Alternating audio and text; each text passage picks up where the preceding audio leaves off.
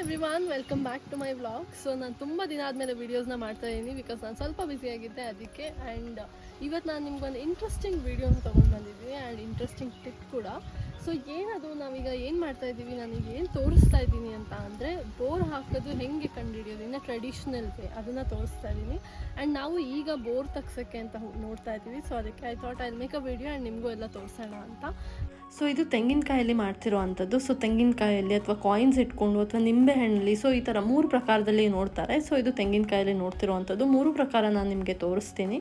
ನೀವು ಅಂದ್ಕೋಬೋದು ಏನು ಇವರು ಬರಗಾಲದಲ್ಲಿ ಬೋರ್ ತೆಗಿಸ್ತೀನಿ ಅಂತ ಹೋಗ್ತಿದ್ದಾರಲ್ಲ ಅಂತ. But this is the right time bore ತೆಗಿಸ್ಲಿಕ್ಕೆ. ಯಾಕೆಂದರೆ ನಾವು ನಾರ್ಮಲ್ ಟೈಮಲ್ಲಿ ಬೋರ್ ತೆಗಿಸಿದಾಗ ನೀರಿನ ಪ್ರಮಾಣ ಹೆಚ್ಚೇ ಇರುತ್ತೆ. ಸೊ ನಮಗೆ ಕಡಿಮೆ ಅಡಿಯಲ್ಲೇ ನೀರು ಸಿಕ್ಬಿಡುತ್ತೆ. ನೀರು ಸಿಕ್ಬಿಡ್ತು ಅನ್ನೋ ಖುಷಿಗೆ ನಾವು ಕೂಡ ನಿಲ್ಲಿಸ್ಬಿಡ್ತೀವಿ.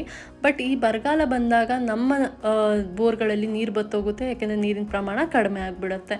ಸೊ ಆ ಪ್ರಾಬ್ಲಮ್ನ ಸಾಲ್ವ್ ಮಾಡೋಕ್ಕೆ ನಾವು ಹೀಗೆ ಬರಗಾಲ ಟೈಮಲ್ಲಿ ಅಥವಾ ಸಮ್ಮರ್ ಟೈಮಲ್ಲಿ ಬೋರ್ನ ತೆಗಿಸ್ಬೇಕು. ಆವಾಗ ನಮಗೆ ಸಿಗುವಂಥ ನೀರು ಜೆನ್ಯೂನ್ ಆಗಿರುತ್ತೆ.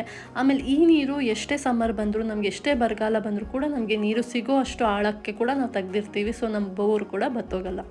ಸೊ ಈಗ ನೋಡ್ತಾ ಇರೋದು ನೀವು ನಿಂಬೆಹಣ್ಣಲ್ಲಿ ಅವರು ಕಂಡುಹಿಡಿಯುವಂಥದ್ದು. ಸೊ ಈಗ ಅವರು ಆಲ್ರೆಡಿ ಪಾಯಿಂಟ್ನ ಸೆಟ್ ಮಾಡಿದ್ದಾರೆ. ಸೊ ಏನು ಹೇಳ್ತಾರೆ ಕೇಳೋಣ ಬನ್ನಿ. 450 500 ಎಷ್ಟು ಇಂಚು? ಸೊ ಇದಾಗಿತ್ತು ನನ್ನ ಕಡೆಯಿಂದ ಒಂದು ಪುಟ್ಟ ಟಿಪ್. ಸೊ ನಿಮಗೆ ಇದ್ರ ಬಗ್ಗೆ ಜಾಸ್ತಿ ಮಾಹಿತಿ ಬೇಕು ಅಂದರೆ ನನಗೆ ಪ್ಲೀಸ್ ಕಮೆಂಟ್ ಬಾಕ್ಸಲ್ಲಿ ಕಮೆಂಟ್ ಮಾಡಿ. ಸೊ ದಟ್ ನಾನು ಇದ್ರ ಬಗ್ಗೆ ಫುಲ್ ವೀಡಿಯೋನ ಮಾಡ್ತೀನಿ. And I hope this video was helpful and thank you so much for watching. Keep supporting.